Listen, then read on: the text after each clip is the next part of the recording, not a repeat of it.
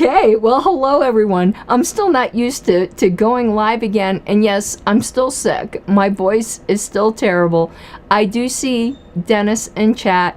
Let me do my YouTuber stuff and we'll get right to questions. And even though what Dennis has to say isn't parliamentary, we were going to talk about this anyway. So let me do the YouTuber stuff. I am so rusty after not going live all the time, but I am getting back in the saddle. So right here, I'm looking for the buttons. Now more than ever, I do appreciate your support on Patreon, which is patreon.com/Pink Flame of Liberty, at the risk of just being ruthlessly mocked by my haters, as if that doesn't stop anyway. I am once again in unemployment land. Just not a good fit. Shit happens, not a good fit. So this will play into talking with Dennis. I just haven't had good luck with jobs in Colorado. In Florida, I worked at one firm for 15 years and the other one for 18 years. Different culture in Florida in the legal field. That's all I can say. And one of the jobs here in Colorado that I ended up working someplace else the very next week, my boss's wife died. So business was slow. First hired, first, last hired, whatever it might be. But anyway, my haters are gonna, I got something in my teeth. My haters are gonna say whatever my haters are going to say. Should have brought a soda down. I could feel like I have something. You know how paranoid I am about that. Let me look. Nope, it's fine. Okay, so I really do appreciate your support on Patreon. This is what I'm doing right now, and that's okay. It's something I enjoy, and I like working for Liberty. Please follow me on Twitter, and if you do, let me see if I can find this screenshot. Oh crap, I might have deleted it. Okay, if you follow me on Twitter, you will get nice hot takes like this that caused Meghan McCain to block me, where I called her a bloodthirsty warhawk that was going to rot in hell to say hello to her dad for me. So you can follow me on Twitter for that. I am Karen Ann Harlos on Twitter. Follow me for more spicy takes. But last, please do subscribe to the channel. It helps the algorithm and it does help the channel grow. So hello to everyone in chat. Sam, Andrew, Dennis, Justin, and all the people I can't see, because looking at the watch statistics, a lot of people are watching live on platforms where I'm multi-streaming that don't show up in my chat, such as Twitter. I wish Ecamm showed Twitter comments or Twitter viewers rather than just the count, because a whole lot more are watching, and I appreciate each and every one of you. So now that we've done this again, patreon.com/Pink Flame of Liberty. I truly appreciate it, and as always, all super chats matter. Okay. Oh, and thank you. Thank you so much, Sam. Sam saves the day with me all the time. I want to put this up here. Thank you for the super chat, Sam. I do appreciate it from the bottom of my heart. I feel like I was partially gainfully employed today. To speak on the employment situation somewhat, if you're out there, you don't need to be in Colorado, and you would like a remote paralegal that has 35 years worth of experience. I am NAILA certified and a graduate from an ABA approved program on a temp basis, even just to try out to see if we're a good fit. Get in touch. I am definitely looking for work. I am also going to seriously start my parliamentary side gig, as it might be. I used to do all that for free. I really can't afford to do that anymore, but rates will be reasonable. We'll talk about that perhaps on future shows. I am getting my website up, but as Dennis Pratt said, we're going to stick up here because I am in a period of my life where I am in between jobs, and I'm going to have to keep putting this back up on the overhead here. Dennis, ask your question in chat, please, or I think it seemed like you had a question.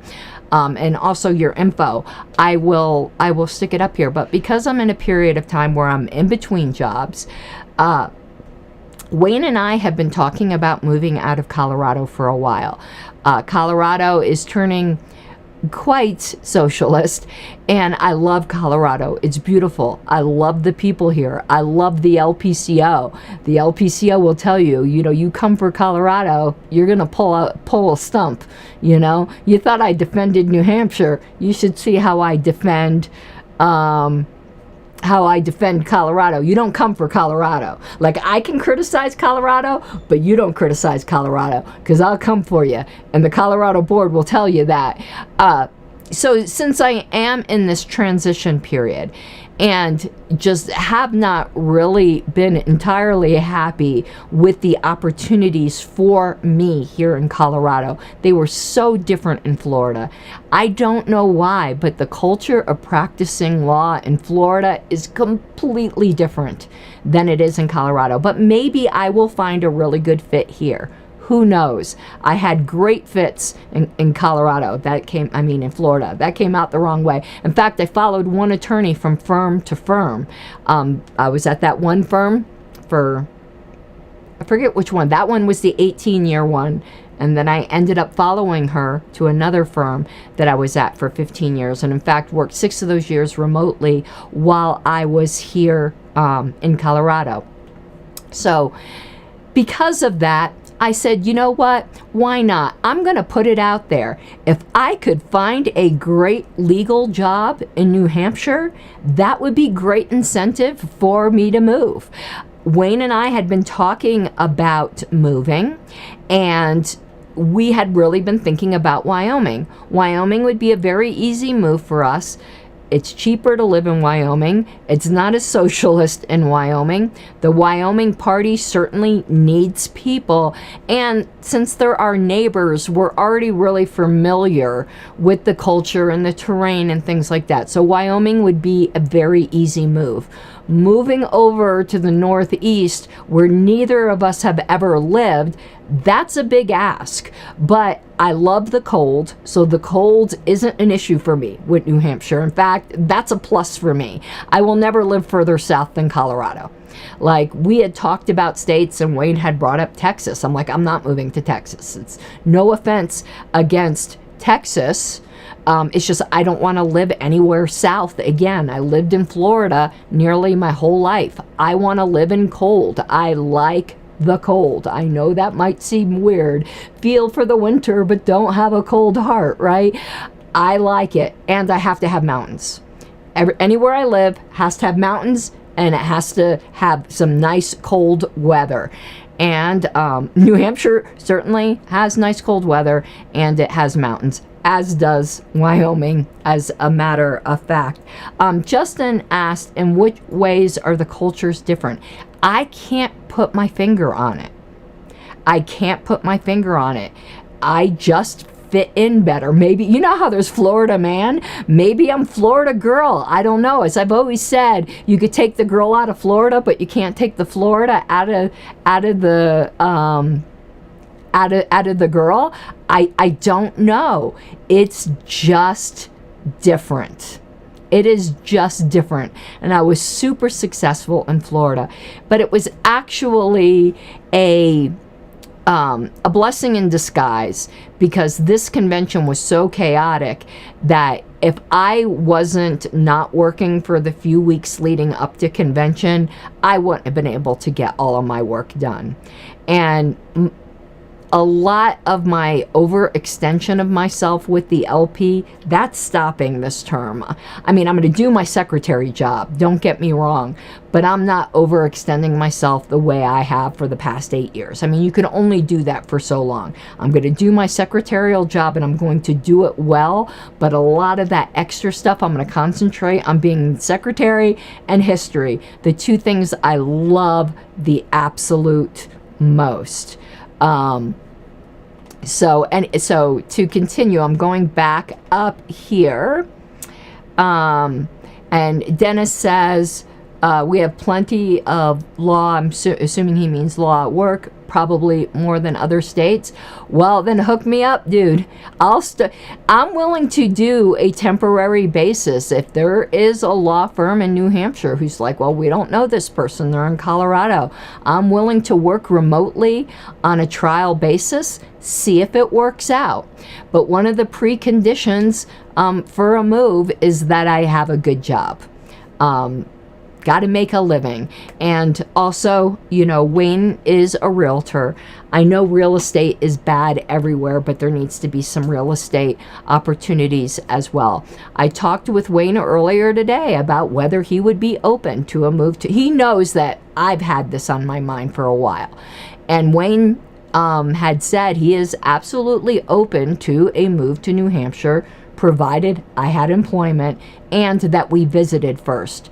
Dennis Pratt showed me the great welcome service that they offer for potential new free staters, that we will certainly take him up on when we're ready to visit New Hampshire, because Wayne wants to visit New Hampshire whether or not we end up being movers. So it is a long shot. So if you were a betting person right now, don't place bets on me being there, but don't rule it out either. It is certainly on the table, because as I'm now in my 4th term as LNC secretary, there's only been one other 4-term secretary in the LP's history, but people forget I was Region 1 before I was LNC secretary. So at the end of this term, I will have been on the LNC 10 years.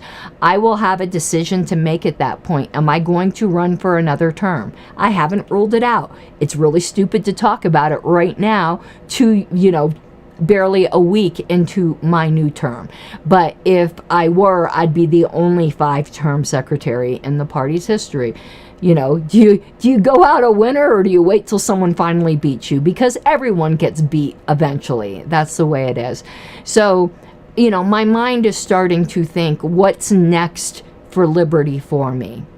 And obviously, New Hampshire is full of opportunities for liberty, because eventually I am not going to be on the LNC, whether it's at the end of this term, whether it's at the end of another term. Eventually, I'm not going to be there. What's next for liberty for me besides this show and other things? And New Hampshire has been on my mind. I absolutely believe in the Free State Project. I always have. I've always been vocal about that. And thank you, Dennis, for reaching out in some Signal groups. I'm absolutely serious. We're absolutely serious about considering it. We would need to go and visit out there first. That was Wayne's condition. That's obviously quite reasonable. You're not going to move to some place you've never been to. I've been to New Hampshire now. Has it been 4 times? So I've been there. I already know I like it. What some people may not know, the last time I was in New Hampshire was the last Pork Fest. I stayed an extra day because I had it in the back of my mind as to, you know, is this some place I'd want to live? And I rented a car, and all I did was drive around the state for a day, aimlessly. I didn't have a destination. I just drove around Rogers Campground, and hours, though, around it, and said, that looks like an interesting road. And I just went down these country roads, and I just rambled for a whole day throughout New Hampshire.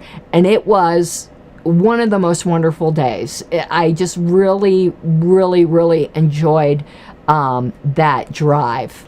I don't think very many people knew I did that, but I did. I took a bunch of pictures of some old cemeteries. I'm a cemetery hound. I think I have some videos of it too. Okay, so Dennis says it's not that cold here. I've been there. It gets cold enough for me. Remember, Dennis, you might not remember, I was there. What year was it? Let me tell you, like, how hardcore the Libertarian Party in New Hampshire is. Oh my God. What year was it that it was that huge blizzard? It was, and I was like, they're going to cancel their convention. We were at it was the same place, not this year, but the year before. So it was the year before that. So the 2021 convention.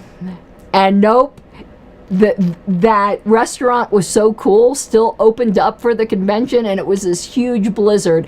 It's a different kind of cold than Colorado. You have a very wet snow there. Colorado is semi-arid. We don't get the really wet, heavy snow until May, April. People find it hard to believe that that's when we get the most snow usually in Colorado. All right, Dennis says I'm going to put this on the screen so everyone can see it. One of the big issues we're having right now is how to set up a parallel judiciary process that is more restorative. Things like that, paralegals can be of very good assistance in. Let me continue here. Yeah, Wyoming has 75-mile-per-hour speed limit. Wyoming has a lot of things to recommend it, and they also don't have a state income tax. We have a state income tax in Colorado. I resent it every day of my life. We did not have a state income tax in Florida, so moving to a state with a state income tax really was a culture shock. And guess what? We also have local income taxes in some cities. When I was working in Greenwood Village, when I saw my check, so it had the state income tax, it also had the Greenwood Village income tax. I just wanted to, it was tar and feather time, is all I could say. And I'm going to put this up on the screen, so if anyone else also wants to take Dennis up on this, he owns an inn and gives a 50% off at the inn. Would love one day to take you up on that. Can't afford it right now at the moment for obvious reasons, because I'm in between jobs and spent all of my disposable income on the LP convention. So that is something for the future that we'll take you up on, because Wayne is very interested in seeing New Hampshire. Let's see here. Justin said, isn't Wyoming the state affiliate that was completely and totally secret? Yes. I spoke with the new chair of Wyoming at the LP convention, and I do need to reach out to him. I totally offered my services to help Wyoming get back from that, because they haven't had, as far as I'm concerned, legal. When I say legal, I don't mean in the like bad boys, what you gonna do. I mean it in the like parliamentary sense. I'm totally willing to work with them to get them where they need to be parliamentary wise. And the state chair there is not the kind of guy who wants to keep things completely and totally secret. He was a super nice guy, had a great conversation with him, hope to work with the Wyoming affiliate no matter what to get things back on track. But yeah, a couple of years ago, things were really weird in Wyoming, and I think that's over with. Have nothing but love for the Wyoming affiliate. Oh, thank you, Dave Davis. I want to put his comment up here. The convention was just crazy. It was, and we're going to get into some of that. And Dennis says, come up during a regular time, not during Pork Fest. Let me put this up. Yeah, I would like to see what the different porcupine groups are doing. You want to know who's been super kind to me is Shellbanger, whoever that account is, and has gotten me interested in other events up there. Okay, let me see here. Yeah, Dave Davis is right. Colorado Springs has an 8%. We're taxed to death here in Colorado. It's beautiful. This state is gorgeous. But it's turning into California. Okay. All right. Oh, I want to put this up too. He said, Dennis says, we're going to start a new think tank here under Rectenwald. The Liberty Society will be launching at the New Hampshire Liberty Forum. I'm going to take this down. Let's get into some of this LP stuff now. I know some people didn't think Rechtenwald was the ideal candidate. I got to know him during the various conventions we went to, and I count myself fortunate to count him as a friend. So you might not think he was the best public speaker. I found him endearing. That's the word I'm looking for. I think he's a good man, and good men are hard to find in politics. So no, I don't have much patience for people who are mocking him, pouring out his pain on Twitter. Yes, the "I'll sue you" was cringe. We all say cringe things. I've said the "I'll sue you" before, and afterwards went, yeah, that was cringe. You know, sometimes just realize that people are saying things out of hurt and out of emotion, and it's not always the wisest thing to say. But I am deeply sorry, deeply sorry for the amount of life trauma that man went through for the Libertarian Party. You don't have to like him. You don't have to think he was the best candidate. You don't have to have ever voted for him. But again, I'm blessed to consider him a friend, and I hope that friendship lasts for years, and I hope we libertarians didn't scare him out of the Libertarian Party or the big L libertarian movement. He always has a place in my heart. Would love to have him on the show to talk. And right now, I would just ask people to understand he's coming from a place of hurt and pain, and you don't have to agree with everything he says. Have some human compassion is about all I'm going to say on that. Listen, I'll put this up here. The irony is that Rec is an ANCAP, and he was claiming he was going to use the state to take legal action. Okay. I thought the claim to take legal action was cringe. However, I do not see any contradiction at all in being an ANCAP and using the state to take legal action. Because being ANCAP is not a suicide pact. If I were to be raped tomorrow, you bet your sweet ass I would be calling the police. I think that is just a completely dumb claim to say that it is somehow inconsistent.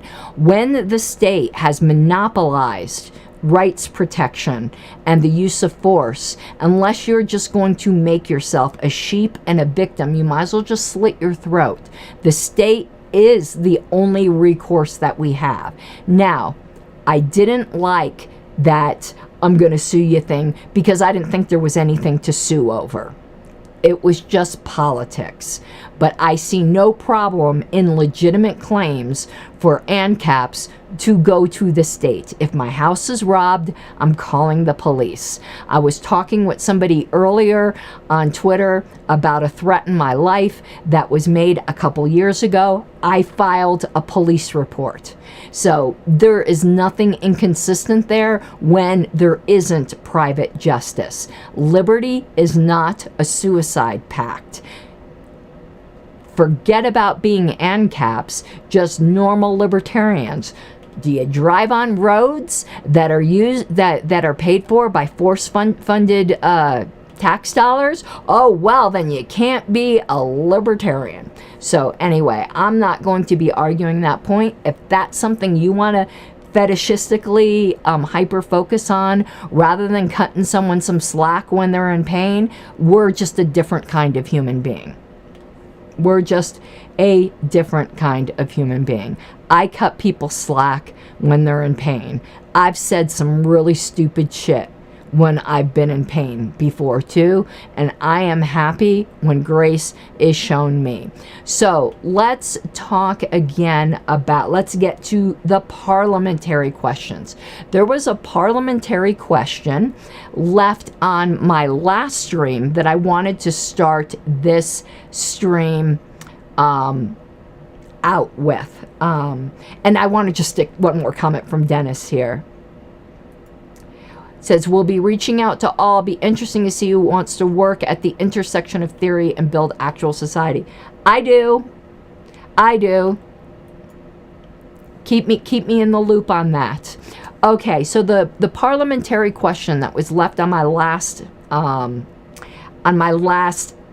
video. I'm sorry, I am not feeling well, so I will stumble over my words a little bit.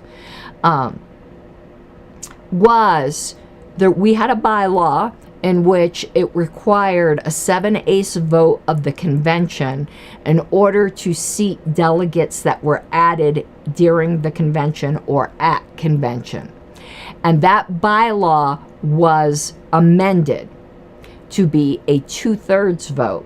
And people were asking, how can you amend a bylaw that requires a 7/8 vote for something, and how can you amend that by 2/3? That it seems counterintuitive, or it seems wrong. And I get it. I get how that can seem wrong. And we're going to take a look at some specific examples here, and I want to give you a historical example. If I were smart, actually, I want to put something in chat here. My Substack, Pink Flame of Liberty, Substack. Let me see if I can find that, because this will answer the question that H. Reardon just seems bound and determined to continue to pursue in chat.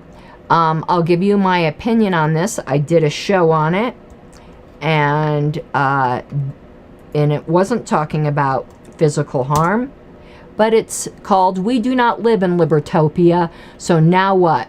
Free speech, state force, and the culture wars.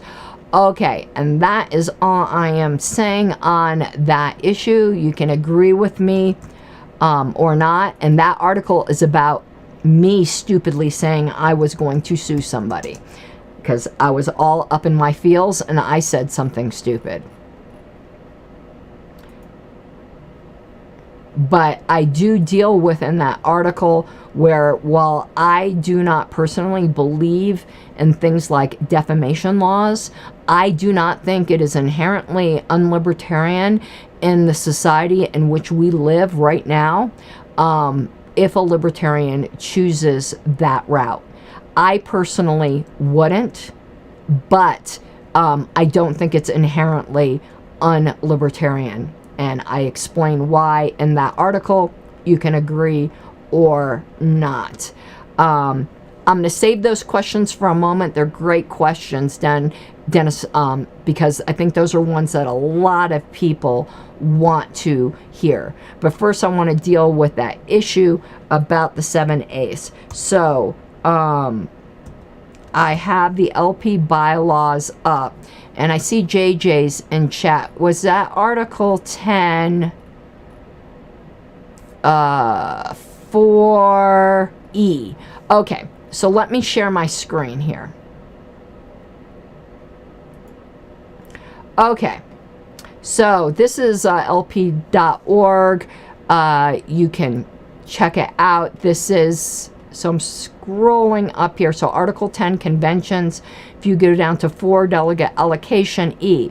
It says, by a 7/8 vote, the convention may approve additional delegates and alternates whose names and addresses are submitted to the Credentials Committee during the convention. This bylaw was amended to strike out 7/8 and insert 2/3. And the question was, how can you do...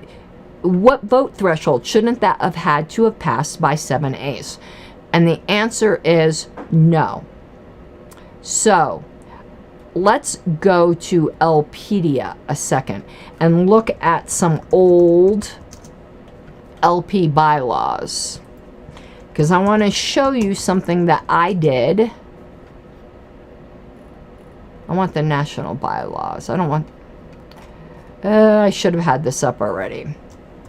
National bylaws. I'm looking for a list of the national bylaws. Okay, so we want to go before 2018 because I got this bylaw changed in 2018. So let's look at 2016. So here are the 2016 rules.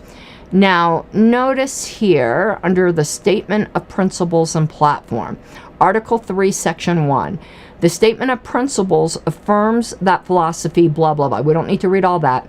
The enduring importance of the Statement of Principles requires that it may be amended only by a vote of 7/8 of all registered delegates at convention. Okay, interesting. There's something that requires a 7/8 vote. But if you go down to the amendments portion of the bylaws, amendment, these bylaws may be amended by a 2/3 vote of delegates at any regular convention.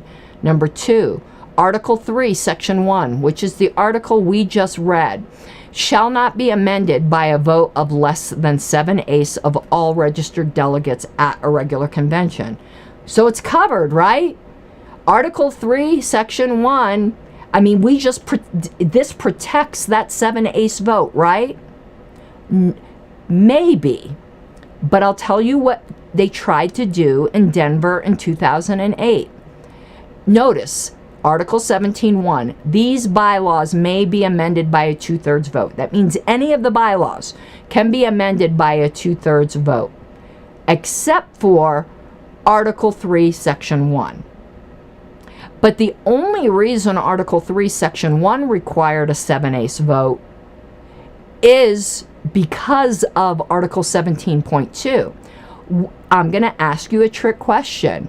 What vote threshold would it require to amend Article 17.2? 2/3. So, what they tried to do in 2008 is a multi-step process in order to change the Statement of Principles.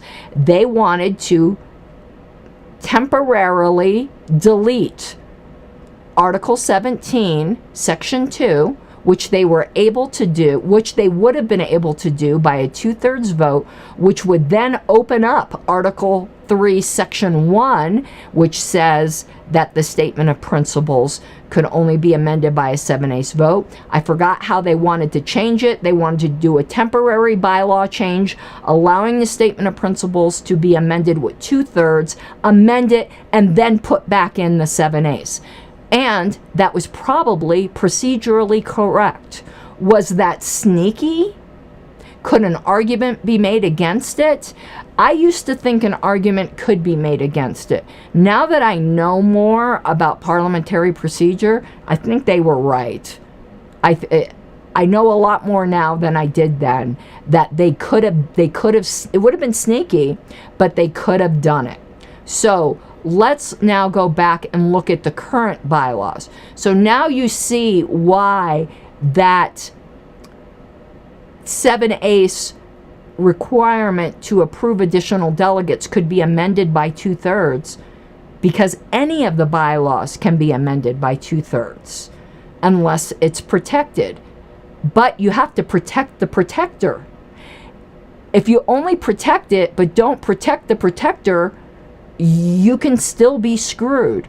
You have to put what I like to call a force field around the protector.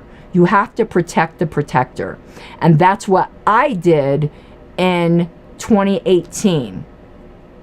It probably was attempted again in 2010, Mike, but it was, I'm fairly certain it was 2008. So here's what I did, and I think this is one of my most important contributions to the party. Look at the change that I got passed in 2018. Article 3, Section 1, or this section shall not be amended by a vote of less than 7/8 of all registered delegates at a regular convention. What I did is put a force field around the 7/8. That made it, that protected it. Without that force field, yes, you can amend a section of the bylaws by a 2/3 vote that is requiring a higher vote threshold for a certain thing. Yes, Justin, it still feels dirty as hell, and that was the argument that I made, that it felt at least dirty as hell. But you can see, and I understand the grammar here might not be like exactly perfect. The intent is quite obvious. There's not two ways to interpret this, and unless you get 7 ace, you're not fixing the grammar. But what I did was put a force field around that section. If the only thing I ever did in this party was protect the statement of principles in line with the intent of the founders, I could die happy. But that you know, that little Biden sticker with the gas prices, I did that. Put a little me sticker next to this. I did that. But I want to show you something similar that we did in Colorado. And I actually suggest you do this in your state bylaws. If now you see this little trick and you think it seems dirty, even if it's legal, you'll want to do this with your own bylaws. It's been a while since I've looked at Colorado's bylaws, believe it or not. Right here, Article 15, subsection C. Any article, section, or clause of these bylaws which requires a vote greater than the proportion in Clause A of this article, which is the 2/3 vote, shall not be amended except by a vote of the greater proportion, and this section shall not be amended except by a vote of the greatest proportion specified anywhere within these bylaws. So there are multiple ways to put a force field in your bylaws to protect the higher percentages. I would highly recommend it. There's ways I would word this section different, but because it's pretty much force field protected, it's it's nearly literally impossible to amend. It's not unclear, but let me show you something that this protects in the Colorado bylaws. Let's go up here. And this has to do with what happened in Virginia. Article 1, Section 3, the party can only be dissolved by a 7/8 vote of all registered delegates at a regular state convention. Notice of this action must be included in the call to convention. So what vote threshold would it take to amend that? 7/8. Because we put in the force field. So hopefully that answered the question on how it was possible to amend that one thing with a 2/3 vote.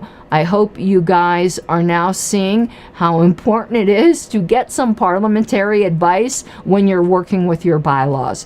These things make a big difference. Excuse me. I have a lot of drainage, I know, TMI.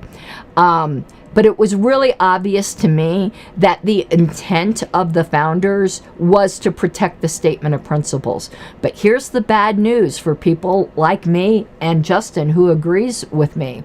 It doesn't matter what the intent was if the bylaw is unambiguous. And I am now of the opinion that it was unambiguous, that that second part could have been amended with 2/3. I've changed my mind on that. I think it was sheer outrage that informed my wrong opinion before, but I think my opinion was wrong before. It doesn't matter though, because I protected it. I did that. I called it closing the back door. I think I have that actually on my YouTube channel. If you want to look up Close the Back Door, I think that's the name of the video. I put on the rocket boosters for that one. I don't remember whether I planned on doing a Game of Thrones reference or I actually did it, but what I had in my mind, because people were going, we don't want to protect it with the 7/8 because that would make it impossible to amend. Yeah, it would make it damn near impossible, but not literally impossible. Do you remember when Bronn said to Tyrion, when Tyrion was pointing to the Eyrie, and they say, it's impregnable. And what did Braun say? Give me 10 good men. Give me something like 10 good men and a good pair of climbing spikes, and I'll impregnate the bitch. So I don't know if I actually said that on the mic, but it was certainly in my mind. It's not impossible. It's nearly impossible, though. But if for some reason we were able to gut the statement of principles, because they actually got the 7/8, that would mean the party was already dead and it wouldn't matter anyways. So now let's get to Dennis's question. If we had noted the presidential candidate, could each state have offered its own choice for president? Depends on your state law. For some states, yes. And the reason I know this is because Arizona was disaffiliated for that back in 2000, believe it or not. But there were two separate alleged affiliates in Arizona. Arizona was a mess at the time. Sorry, Arizona. You know I have nothing but love for you now. But you guys know you were a hot mess in 2000. And the ballot qualified group thought Harry Brown wasn't libertarian enough. We were much more hardcore as a party back then, I swear.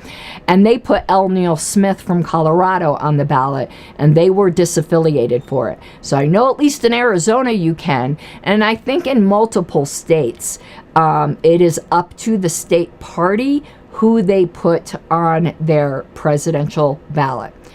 I am not saying that to anyone to encourage you not to put our ticket on the ballot. If you're in a state and you're unhappy with who was chosen at convention, I say, suck it up, Buttercup.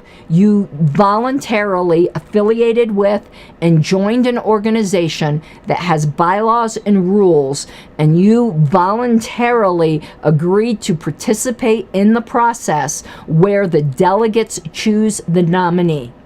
You're not going to like the nominee every time.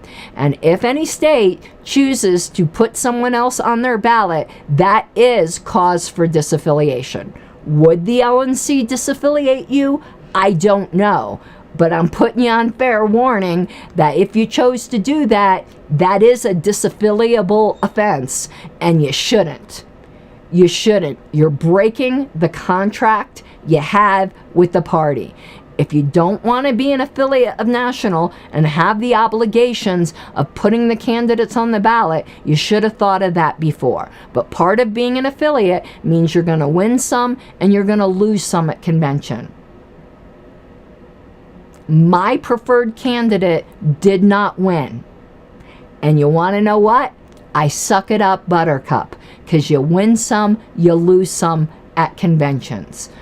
I support our ticket because that is the contract that I am in with the party that nobody forced me into. So I hope that answered the question. However, I think there was another question there that you might not even have known you were asking, but I'm going to answer it anyway. Let's say we had noted the presidential candidate. Would that have absolutely meant that National LP just wouldn't have had a presidential nominee? Yes and no. Here's the yes part. And that was the question Angela was asked. And as chair, it's not her job to lead people to another conclusion. And in fact, if Angela had given this information that I'm about to give you, she would have been accused of trying to influence the results of the convention. So don't be mad at Angela for not giving this information. A delegate should have asked this on the floor. Under our current bylaws, yes, if we had noted the presidential candidate, we would have had no ticket under our current bylaws. However, everyone should have been pretty fully aware that guess what you can do with bylaws? You can amend them. We could have amended them to say reopen nominations, excluding anyone who was already eliminated. We could have amended the bylaws. I'm just throwing out options here. I'm not saying which of them are good, bad. I'm just saying some things we could have easily done. We could have said,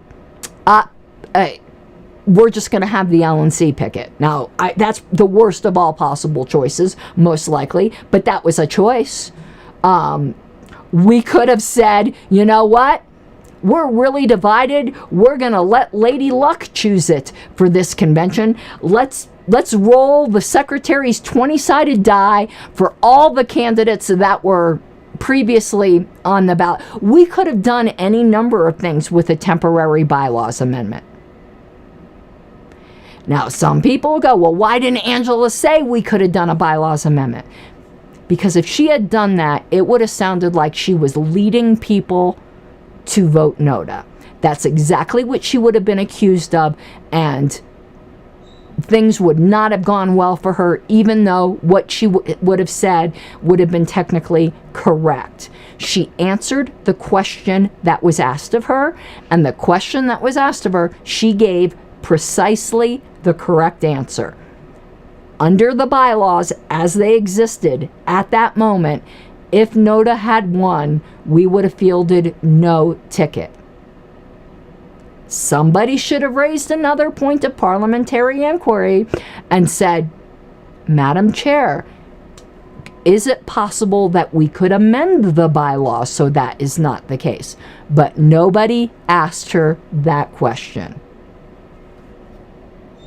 So, just saying.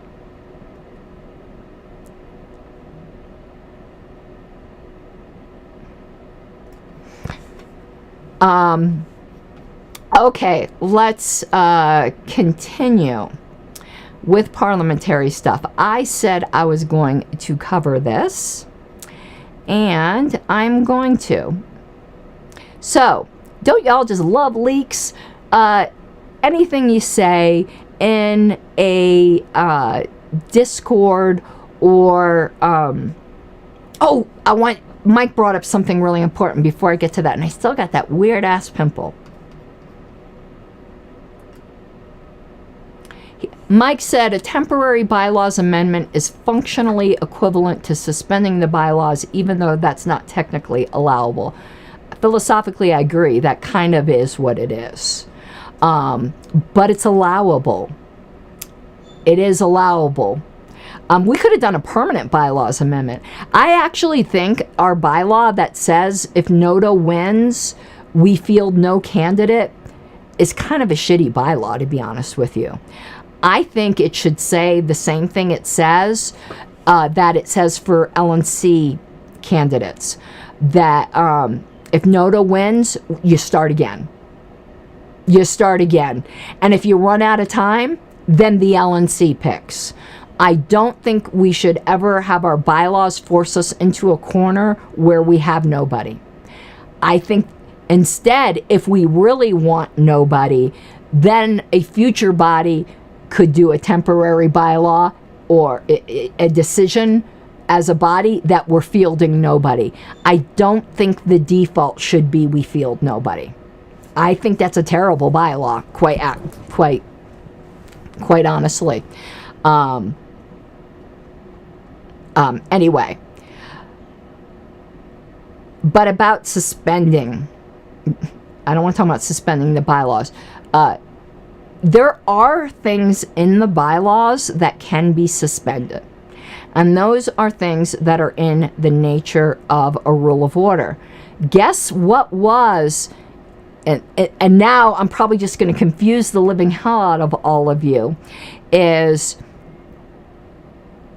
that bylaw we just looked at about it requiring a 7/8 vote to add people. JJ, correct me if I'm wrong. And I'm sure you will. You never hesitate. I think that that particular bylaw is in the nature of a rule of order and is therefore suspendable.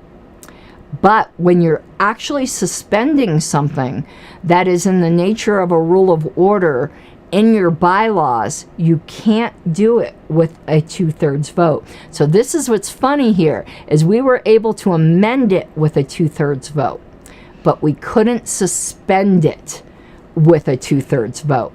When you're suspending a rule, and this is where I think people are getting confused and they're going, how could it be amended with 2/3? When you're suspending a rule, normally to suspend a rule is a 2/3 vote. But you can't suspend a rule. How do I even word this properly? JJ, if you're here, put the better wording in chat.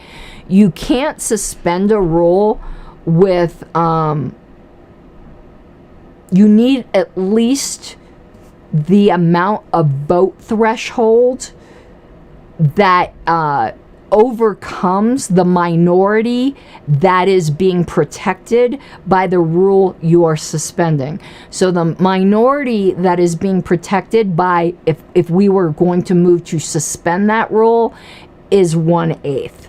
So you would need more than 7/8 to suspend that bylaw, which is in the nature of a rule of order. But we were able to amend it with 2/3. Yes, there are paradoxes in parliamentary procedure. So you might go, well, why would you ever suspend it? Well, what if you had a bylaw like Colorado does that says that bylaws can only be amended every other convention, and you were in the year of a convention in which you couldn't amend the bylaws, but there was an inconvenient bylaw you wanted to suspend? That's when you would have to suspend it with a vote threshold that overcomes the 1/8 minority that is being protected by the rule. That doesn't apply to national bylaws, because we can amend our bylaws at any time without any notice requirements, which is batshit crazy. But things like that would come into play in states like Colorado, where we have very strict notice requirements, and we only amend our bylaws every other convention. So everyone, though, screaming and blaming everyone who voted NOTA, which is their bylaws protected right, they just don't know what the fuck they're talking about. It would not have necessarily meant, inevitably, that we would have fielded nobody. So some people might go, then what was the whole point? And we can do the hypothetical. If all the delegates knew that, would NOTA have won? Who knows? I'm not going to deal in counterfactuals. That isn't what happened. But what did the NOTA vote accomplish? Because I do think the NOTA vote accomplished something. And do I think, if, say, the next person, the person that Chase immediately beat, which was Michael Rechtenwald, do I think if it was between him and NOTA, would he have gotten a certain amount of NOTA states? Yeah, I do. We're a very divided party right now. I don't think that was particularly something, a quote-unquote Chase Oliver situation. I think it would have happened with Michael Rechtenwald as well. I think there would have been NOTA states. And what I think our presidential candidate should draw from this is, we are a divided party. Be as unifying as you possibly can. Stay away from the issues that are dividing us and stick with the issues that unite us, like anti-war, like ending qualified immunity. Basic libertarian issues. Don't go calling former presidents that you might not like whiny, when most of our party believes they were being persecuted by the state. That is divisive. Having a 36.6%, I think it was, NOTA vote showed there was not a mandate to just go your own way and say whatever you want. There was a mandate to unite our party. And that is what I'm calling upon our presidential candidates to do. To not take that NOTA part as an insult, but as a warning shot to be unifying. Oh God, JJ worded it so perfectly. Here we go. This is what I was trying to say. No rule protecting a minority of a particular size can be suspended in the face of a negative vote as large as the minority protected by the rule. Hopefully that made more sense. Maybe it didn't. It took me a while to grok that myself. But again, when it comes to our ticket, I support our ticket. Do I agree with them 100%? No. And I will say where I disagree. I don't believe the bylaws put a gag order on anybody, including LNC members, from saying where they disagree. I do think that the bylaws require us to support our ticket, but support does not mean never criticize. I will be campaigning for our ticket. I will be voting for our ticket. I understand some people don't feel the same way. Okay, I get it. I judge no man. I am just telling you, I'm telling you what I'm going to do, basically. And JJ gave the citation, which is R1R 25. I think, do you mean 2 through 7? Or is that a footnote? I don't know. We'll clarify. You're in the right neighborhood if you go to R1R 25 too. Okay, so I know what I wanted to show you guys. I promised I would show you guys this, and I didn't bring down water again, and I'm getting parched. Talking too much when I don't feel well. Let me find it. Okay. Before I bring it up, I want to do an intro first. As I started to say before, don't you love leaks? No matter what group you're in, there's going to be leaks. There are political maneuvers that all caucuses, that all groups make that you might not like. Like I had said, it was probably perfectly legal to do that 3-step move to try to amend the statement of principles. It felt dirty, but it was legal. If you are in politics, you are going to strategize. You are going to play certain hands. You are going to plan out certain moves. Politics isn't for everybody. It just isn't. There is strategy that others won't like. My dividing line on that is it legal? Does it defraud anybody? And I don't mean fraud in the technical, legally prosecutable way. I use the word fraud very loosely. Don't sue me, bro. I mean that you deceptively used people in a way that cost them something. That's what I mean when I say fraud. So, there was a leak that came out of the Classical Liberal Caucus Discord chat by their then chair, he has since resigned as chair, Jonathan Casey. Some might say this is just politics. To me, I think this is fraud, and I don't mean fraud in the criminal sense of the word. I'm saying that again. I mean it in the dealing unjustly, unfairly, and deceptively about the rules, or with the rules, or playing games that crosses the line. So let me put the screenshot on the screen. And every single one of you who spent thousands of dollars and weekends, sacrificed so much. I can't even tell you how many hours I sacrificed to find out this was going on. frankly disgusts me. Again, not alleging fraud in any kind of criminal prosecutable way. Deception might be the better way to put it. So, oh crap, I need to, hold on. That got on my screen way too large. I gotta try to figure out how to make this smaller without making it go away. Give me 1 sec.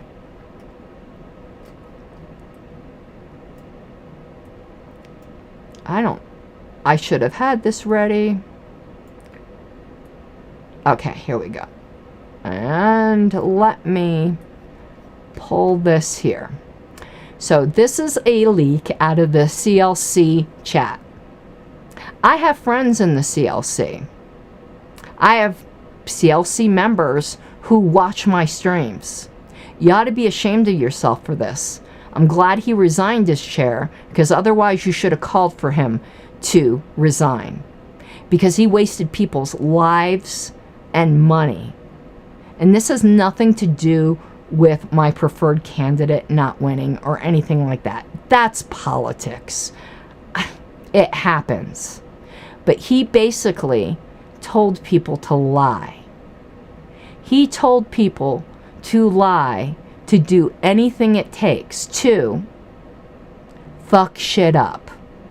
So you, who took time out of your lives and did all of that planning, Jonathan Casey thought it was okay to just try to ruin your convention for you, to fuck shit up, to stall, to keep you up till 1 in the morning. He thought this was okay. And remember all those bizarre points of information, points of order, points of parliamentary inquiry. You know, in good faith, when I was sitting there, I just thought most of those people who did that just didn't understand. And that probably is still the case. But at least some of them were doing this on purpose to waste your time, because they thought they were entitled to waste your time. They thought they were entitled to that. And you should be outraged. And if you don't think he was encouraging people to lie, read it again. Emergency. This was 6:44 p.m. I don't know what time zone that was. I don't know when this was. So it's I don't know what day of the convention this was. Maybe someone knows. To me, it doesn't matter. So he said, emergency, get to the mics and fuck shit up. That's not ethical. Stall. Doesn't that remind you of what the now disgraced ex-Virginia chair did in Reno? I don't know what POOs, I guess that means points of order. So he's telling people to do bullshit points of order, which you heard over and over and over again. And he said, say the air conditioning's too cold. Anything to stall. Lie to stall. Do whatever you can. This should not be acceptable to anybody. And shame on any of you who are defending that. I don't mind political maneuvering. I do a lot of political maneuvering myself. But I'd never, ever do that. And I just thought you all should see it. Anything to stall. Aren't you glad to know that your time and money meant so little to this person? I'd love to see our ticket condemn that kind of behavior.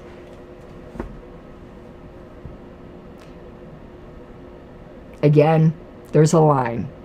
There's political maneuvering, and there's a line.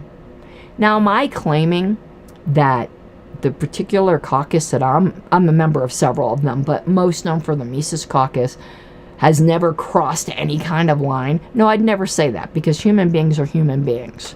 But I've never seen any outright encouragement to lie.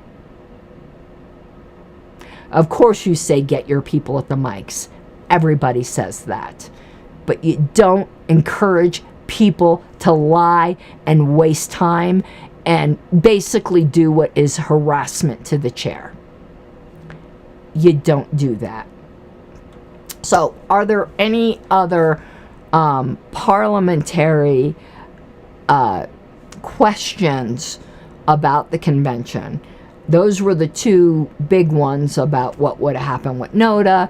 How was that two-thirds, that 7/8 bylaw, not suspended, DERP, amended by just 2/3. I have a few more that I can bring up, but I wanted to see if anyone else had any further. I'm starting to lose my voice, but I'm going to go through chat here.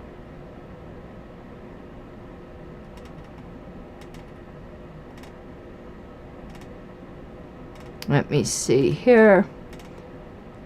Nope, that...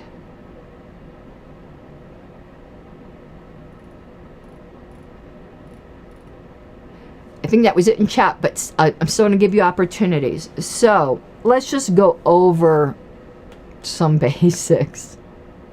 Now that we know, though, it wasn't done in good faith, this happened at the Michigan Convention, too. If there's a pending point of order that you're waiting for the chair to rule on, you don't call out a million other points of order. That's not how it works. That is not at all how it works. Dennis asks, when I say should not be accepted, what's the consequence I'm talking about?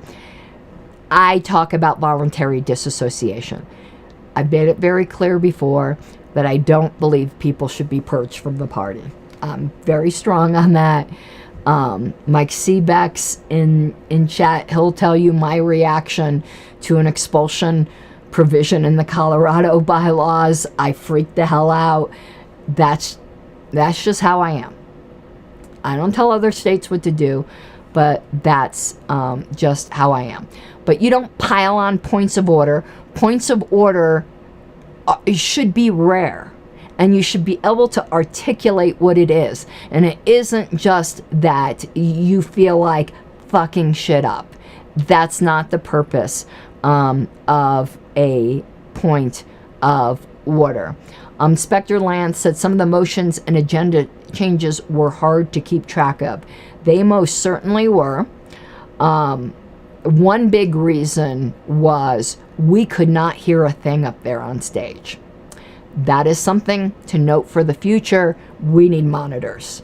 And anyone who came up there to give a nomination speech was shocked at how horrible you just couldn't hear.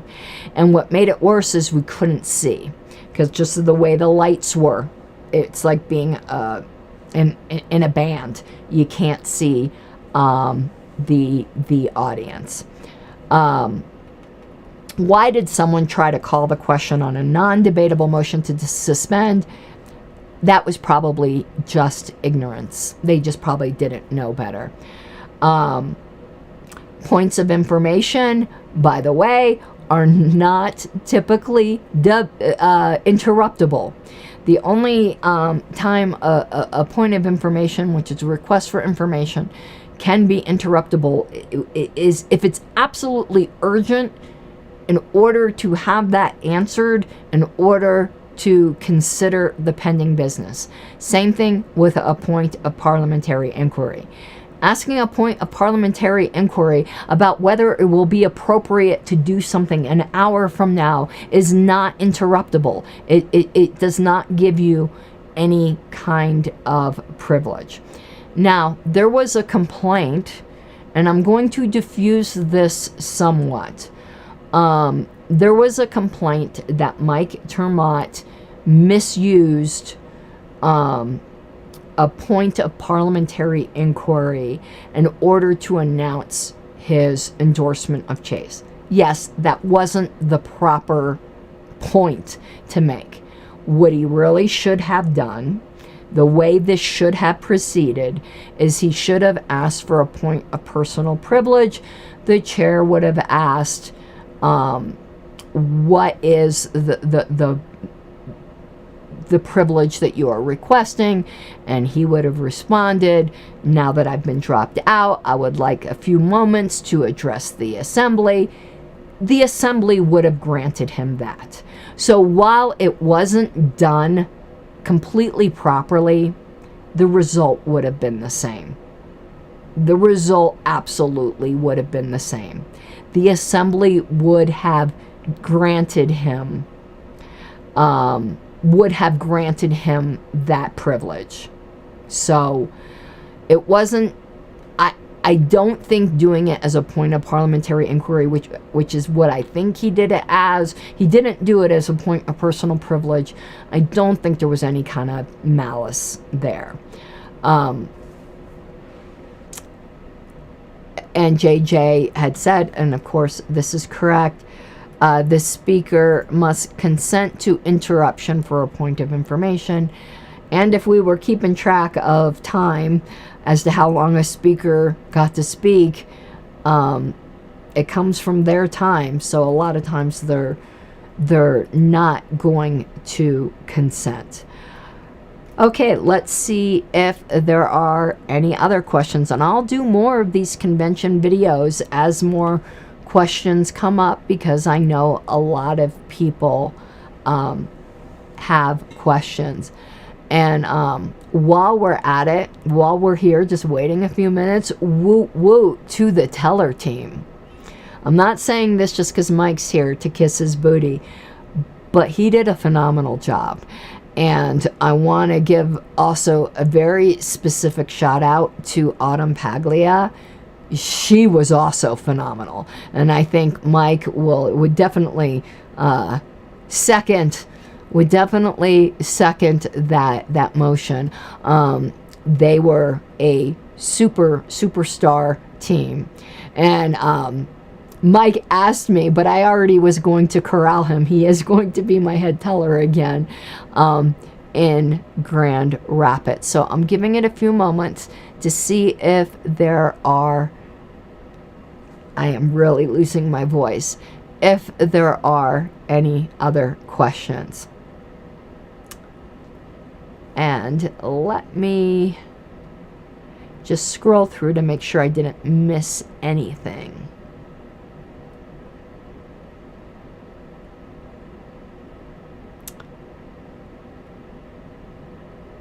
I don't think I did. Okay. Well, thank you, everyone.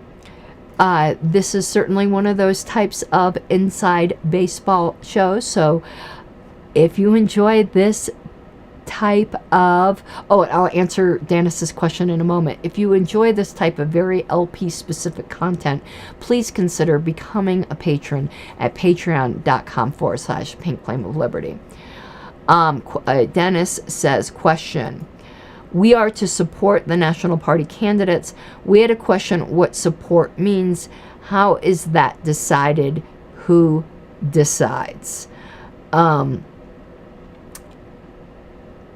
I'm sorry. I'm just starting to get I get migraines, and I'm just starting, and it wasn't from your question. It's from being parched and not feeling well. I don't want to pull like a trope on you, but it's kind of like that Supreme Court judge said, I can't define obscenity, but I know it when I see it. Certainly at a minimum, support means putting the candidate on your ballot line. At a minimum, that's what it means. Going further than that, I have to leave that to your state party. But in the context of state affiliates, when I was talking about the state affiliates' obligation to the national convention, it is putting the candidate on your ballot line. Anything else is really going to be up to your state affiliate. That's probably the best answer that I can give. I would highly encourage state affiliates to do more. And I see that Mike said he meant for the LNC. I was going to answer that, so I'm getting really stepped up. I think he was, I was going to answer that next. I would highly encourage state affiliates that if you can't do more than that, please don't harm our ticket. A lot of other states' ballot access could ride on them getting certain vote percentages. As I've always said, and I know a lot of people do not agree with me, but this is my point of view. Minor party politics are different than major party politics. In minor party politics, the minor party is fighting for its survival every election. I vote straight libertarian every single time, even if I don't know the candidate. Why? Because I'm voting for the party. I vote for the Libertarian Party. And if you don't, for whatever reason, find any kind of personal agreement with our candidates, which I don't understand if you can't find anything. They are anti-war. And I know there are issues you might not agree with, but anti-war to me, that's my number one. That's my number one issue. I would just actively encourage you not to try to damage, but at a minimum, put on your ballot line and don't hinder the people in your state who want to go out and campaign for our ticket. Don't be like the people who were upset after Reno and pouted and took their ball and tried to implode the party. Don't be like that. Be the opposite. You know that's always been my view, and I know some people don't like me for it, but I am a Libertarian Party partisan. I've never, ever hid that fact. Now, Mike said he meant for the LNC. Well, for the LNC, let's look at the bylaws. Let's go back here, and I'll share my screen. Again, it's a matter of interpretation, but I'll tell you how I interpret it. I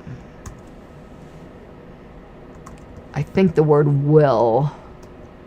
Let's look up will of the, because I know the phrase will of the delegates. Where is it? I thought will of the delegates was in the one I'm looking for, but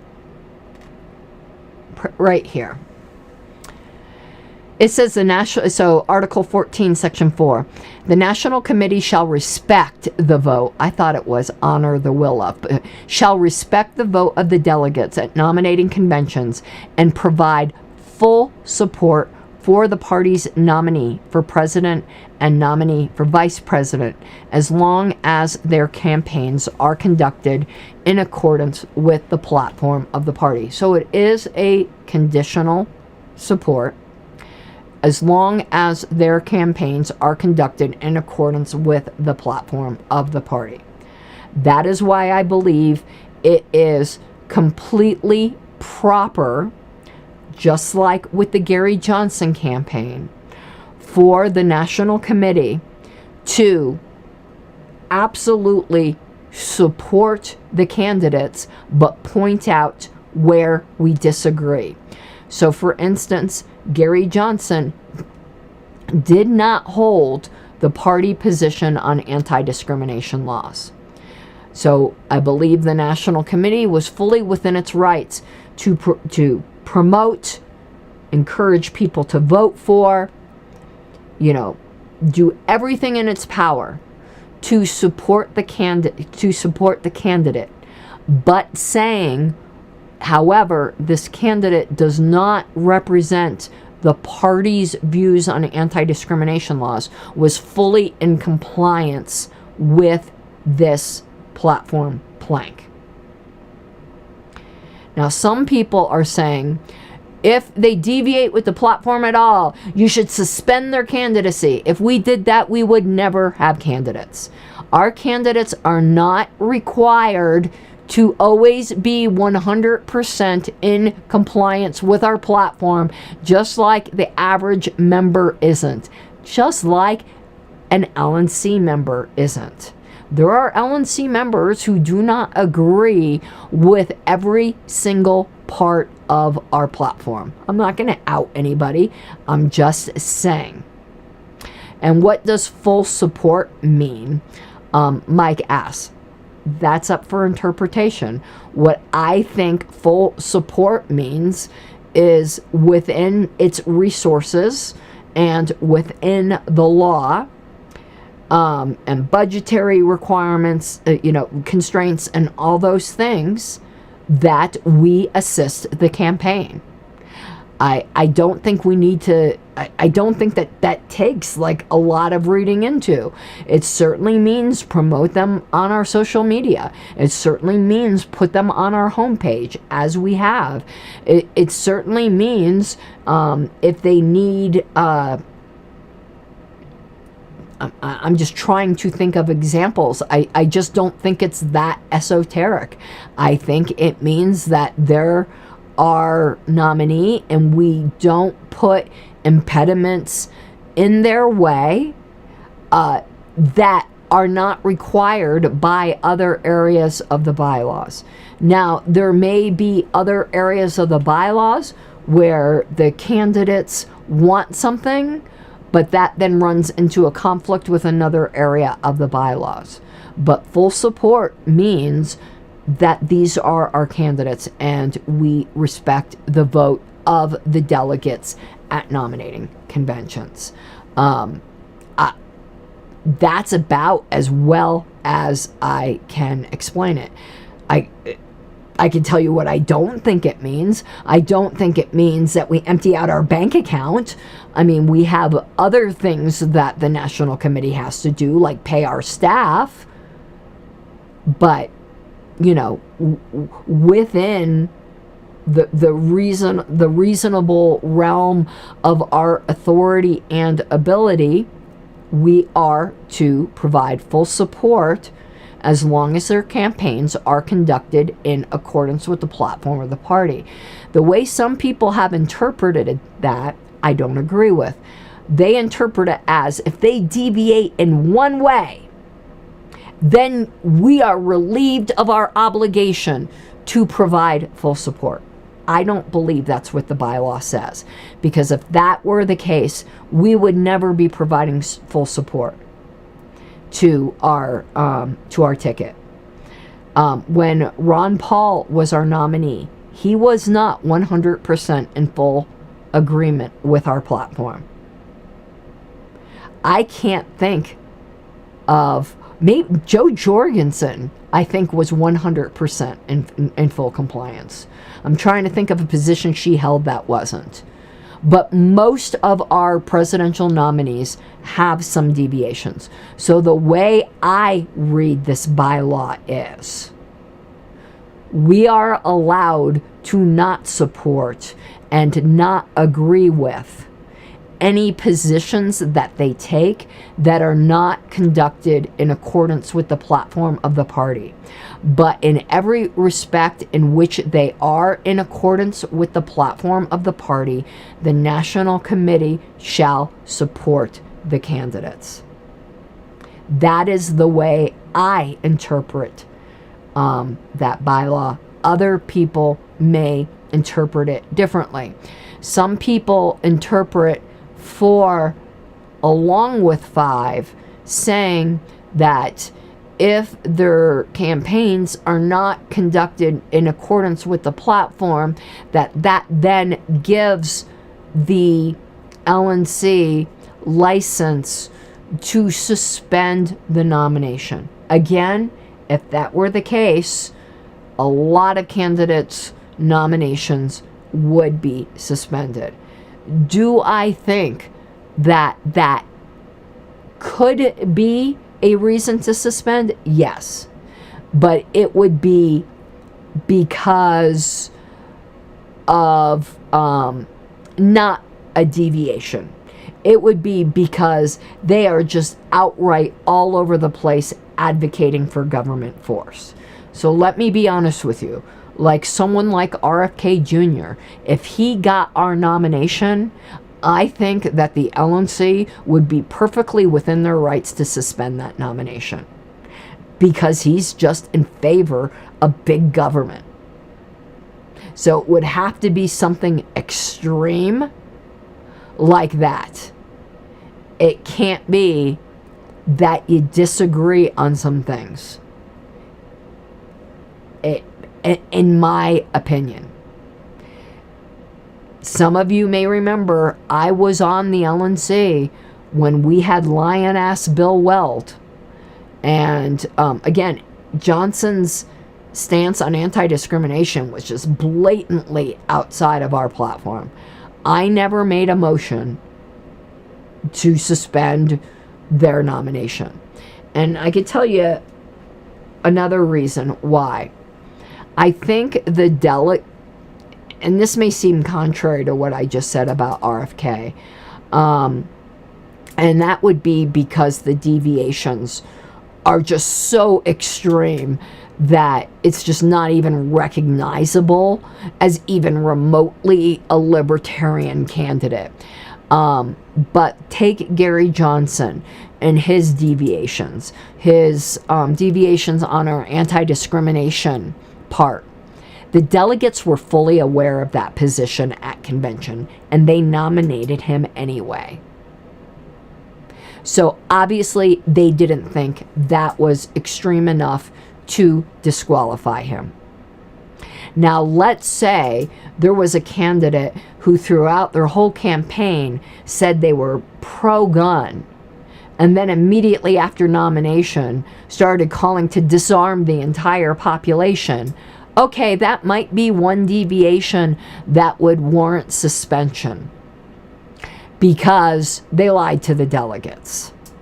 So some of this may seem a bit arcane, and I'm threading needles, but this is just the way that I think of these sorts of things.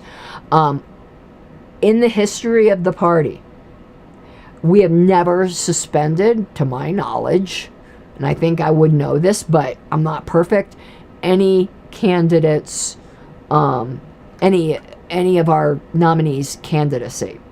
And I hope that never happens. What I think Article 14, Section 5, what I think it's there for is not platform deviations. What I think it's there for is if we nominated somebody who, like, a month later got caught on videotape shooting somebody or something like that, where, you know, like some huge scandal came out that was just so obviously horrifying and horrible. I think this is a nuclear option for things like that. It's not a nuclear option for disagreeing on some of the issues that some people are disagreeing with now, including disagreements that I have. I don't think that's what Article 14.5 is for. So I know some people don't like my opinion on that, and that's okay. I just always tell you what my opinion is. Let me go back here, and yeah, So we're at an hour and 30. I hope that answered some parliamentary questions. And Dennis, you're always so persistent. Love you. So I'm going to get going now. And I want to remind all of you before we go, now that we're a week out and emotions have settled down,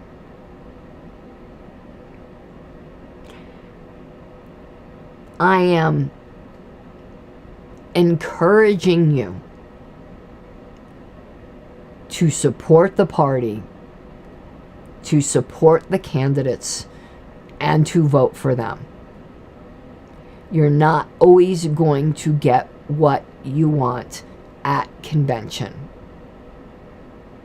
If you choose not to, that is certainly your choice. But as a Libertarian Party partisan and as an officer of the party, that is my duty to encourage you to do. That does not mean you can't criticize. I am going to criticize. But if you're going to be part of the political process, this is just how it is. Oh God, I hate to invoke Sarwark here. Sarwark did have some words of wisdom. I'm going to tell you a word of wisdom that Nick Sarwark said to me. Was it in 2016? When I was upset at some things a candidate was saying. And oh my God, I'm not trying to blackpill people with this comment, but it actually helped me when he said it, but I guess it could be a little blackpilling. He wrote me and he said, no matter who we nominate, you are going to absolutely hate some things they say. And the sooner you reconcile yourself to that fact, the happier you will be. And he was right. At least on that point. Even a broken clock is right twice a day. Okay, everyone, I hope you have an awesome evening. Bye-bye. You gotta take what you're given, that's how we live it. Don't be mad at the system, it's simply how we've existed. I hear a lot of people talking like they politicians and choose to be an accountant because it's safe in a business, not because they want